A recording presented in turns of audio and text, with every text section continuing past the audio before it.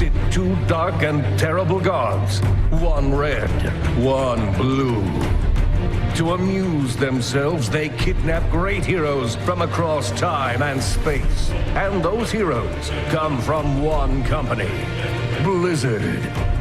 These heroes are forced to fight to the death in an endless battle with no purpose other than ladder points.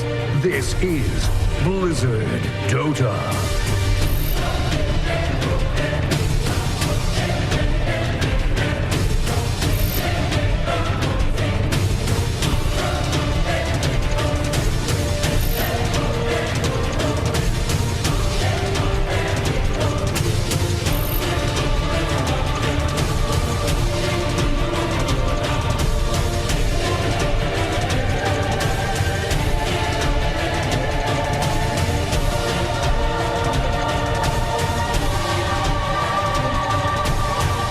Seriously.